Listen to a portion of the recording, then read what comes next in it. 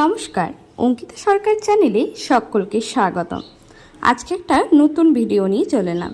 এটা রান্নার ভিডিও নয়, এটা সম্পূর্ণ অন্য ভিডিও। আজকে আমরা বাজার যাচ্ছি কিছু কেনাকাটি করবার জন্য। সামনেই তো দুর্গাপূজা। দুর্গাপূজা বাঙালি হিন্দু সম্প্রদায়ের সর্ববৃহৎ ধর্মীয় উৎসব, শারদীয় দুর্গোৎসব। এই দুর্গোৎসব জাতি, ধর্ম, বর্ণ নির্বিশেষে সবারই প্রধান উৎসব। আমরা বেরিয়ে পড়েছি কেনাকাটি করবার জন্য। শারদীয় দুর্গোৎসবের 3 পর্ব, যথা মহালয়া, বোধন আর সন্ধি পূজা। মহালয়ার পিতৃপক্ষ সাঙ্গ করে দেবীপক্ষের দিকে যাত্রা শুরু হয়। এদিন থেকেই মণ্ডপে মণ্ডপে অধিষ্ঠান করেন মা মহামায়া। এই দিন চণ্ডীপাঠের মধ্য দিয়ে দেবী দুর্গাকে আবাহন জানানো হয় মর্তলোকে। আর চণ্ডীতেই দেবী দুর্গার সৃষ্টিতত্ত্ব নিয়ে বিশদভাবে বলা আছে। বাঙালি হিন্দু সম্প্রদায়ের প্রধান ধর্মীয় উৎসব শারদীয় দুর্গাপূজার একটি গুরুত্বপূর্ণ অনুষঙ্গ মহালয়া। মহালয়ার পরে মহাষষ্ঠী বা বোধনের মধ্য দিয়ে মূল দুর্গোৎসব শুরু। মানব কল্যাণ প্রতিষ্ঠার মহাশক্তির প্রতীক দেবী দুর্গা মায়ের মতোই তার আবির্ভাব ও ভূমিকা, এজন্যই তিনি সকলের মা দুর্গা। প্রতিবছর শরৎকালে হিমালয়ের কৈলাস ছেড়ে দেবী দুর্গা মর্তে আসেন। ভক্তদের কল্যাণ সাধন করে শত্রুর বিনাশ ও সৃষ্টিকে পালন করেন। তার সঙ্গে থাকেন জ্ঞানের প্রতীক দেবী সরস্বতী, ধন ও ঐশ্বর্যের প্রতীক দেবী লক্ষ্মী, সিদ্ধিদাতা গণেশ এবং বলবীর্য ও পৌরুষের প্রতীক কার্তিক। বাংলায় পারিবারিক দুর্গাপূজার প্রচলন মোটামুটি 1610 খ্রিস্টাব্দে বরিশার শারবন রায়চৌধুরী বাড়ির পূজা আয়োজনের মাধ্যমে। সেই জমিদার বাড়ির লক্ষ্মীকান্ত গঙ্গোপাধ্যায়ের পুজো তাদের মধ্যে সবচেয়ে জনপ্রিয় ছিল। যদিও অন্য মতে পারিবারিক দুর্গাপূজার সূচনা হয় 1609 সালে কাশীশ্বর দত্ত রায়চৌধুরীর হাত ধরে। তখনও দুর্গাপুজো ছিল পুরোপুরি জমিদারের ঠাকুরদালান অথবা নাট মন্দিরেই সীমাবদ্ধ।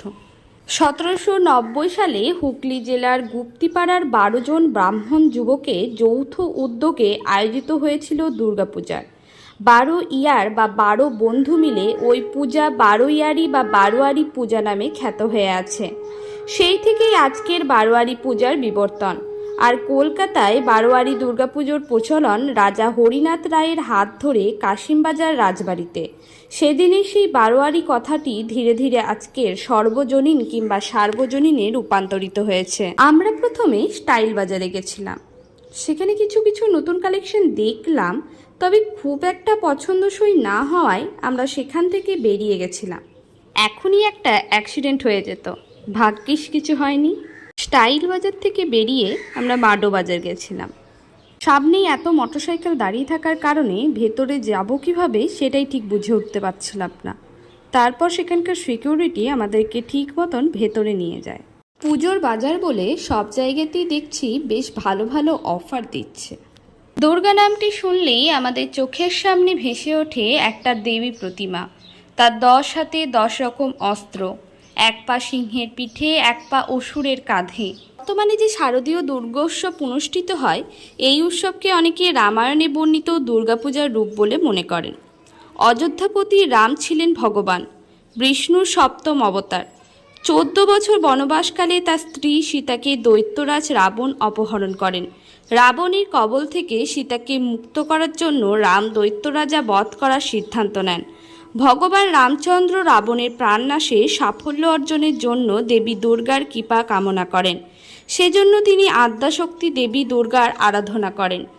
ঐতিহ্যগতভাবে দেবী দুর্গা বসন্ত ঋতুতে পূজিত হতেন, কিন্তু যুদ্ধের কারণে রামচন্দ্র শরৎ ঋতুতে দেবীর আশীর্বাদের জন্য প্রার্থনা করেন। প্রথা অনুযায়ী দেবী দুর্গার অষ্টমীর সন্ধি পূজায় 108টি নীলপদ্মের প্রয়োজন হয়, কিন্তু অনেক চেষ্টার পরেও রামচন্দ্র শুধু 107টি পদ্মের ব্যবস্থা করতে পেরেছিলেন। এ সময় নিরুপায় হয়ে তিনি 108তম পদ্মস্বরূপ তার নিজের চোখ উপড়ে নিতে উদ্যত হন। কথিত আছে যে পতিতপাবন রামের চোখকে নীলপদ্মের সঙ্গে তুলনা করা হতো বলে তার অপর নাম ছিল পদ্মলোচন। যাই হোক, মা দুর্গা রামের একনিষ্ঠতা দেখে খুশি হয়ে স্বয়ং রামের সামনে আবির্ভূত হন এবং দৈত্যরাজ রাবণকে যুদ্ধে পরাজিত করার জন্য রামচন্দ্রকে আশীর্বাদ করেন। মা দুর্গার এই অসময়ে আবাহন বাংলার অকালবোধন হিসেবে পরিচিত হয়। তারপর থেকেই শরৎকালে দেবী দুর্গার পূজা প্রচলিত হয়।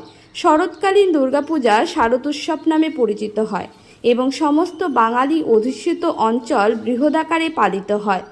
বসন্তকালীন দুর্গাপূজা বাসন্তী পূজা নামেও পরিচিত, যা ঐতিহ্যগতভাবে মূল দুর্গাপূজা হলেও শারদীয় দুর্গাপূজা উদযাপনের উন্মাদনায় তা প্রায় হারিয়ে গেছে। যাই হোক, আর্য রীতির সঙ্গে বাঙালির সৃজনশীলতা যুক্ত হয়ে দুর্গোৎসব বর্তমান রূপ ধারণ করেছে। আনন্দময়ী দুর্গতি নাশিনী মা দুর্গার আগমন বার্তায় বর্তমানে চরাচর আনন্দমুখর। আমরা দুর্গাপুজো বললেও আসলে এই পূজা মা দুর্গার একার নয়, সঙ্গে আরও অনেকেই আছেন। মা দুর্গা আসেন সবাইকে নিয়েই। আমরা এরপর রাধাশ্যাম বস্ত্রালয়ে চলে গিয়েছিলাম কুর্তির কালেকশন দেখবার জন্যই। পৌরাণিক কাহিনী থেকে দুর্গাপূজার শুরু, কিন্তু ক্রমে দুর্গা যেন আমাদের ঘরের মেয়ে হয়ে উঠেছে। সাধারণ মেয়ে, তবে দাপুটে। এই দাপুটে মেয়ের কত নাম, এক অঙ্গে বহু রূপ, এক রূপে বহু নামে চিহ্নিত আমাদের মা দুর্গা। শরৎ ঋতুতে আবহন হয় বলে দেবীর আরেক নাম শারদীয়া। এছাড়া মহিষাসুর মর্দিনী, কাত্যায়নী, শিবানী, ভবানী, আদ্যাশক্তি, চণ্ডী, শতাক্ষী, দুর্গা, উমা, গৌরী, সতী, রুদ্রাণী, কল্যাণী, অম্বিকা, অদ্রিজা, এমন কত নাম আছে মায়ের। ঠিক যেমন দিদা ডাকে একটা নামে, মামা ডাকে একটা নামে, আবার বাবার দেওয়া নাম হয় একটা, মায়ের দেওয়া নাম হয় একটা, স্কুলের জন্য একটা ভালো নাম। মা দুর্গারও তেমনই অনেক নাম। সে তো আমাদের ঘরেরই মেয়ে। এরপর কেনাকাটি করে বাড়ি চলে এলাম টোটো করে। এখনও ছোটোখাটো জিনিস কেনা বাকি রয়েছে, দু একটা জামা কেনাও বাকি রয়েছে। তবে যেগুলো কিনলাম সেগুলো বা যেগুলো হয়েছিল আগে থেকে সেগুলো আপনাদের সামনে তুলে ধরলাম। দু একদিনের মধ্যে যেগুলো বাকি আছে সেগুলো কিনে নেওয়া যাবে, কারণ পুজো তো আর দৌড় গোড়ায়, সামনেই পুজো।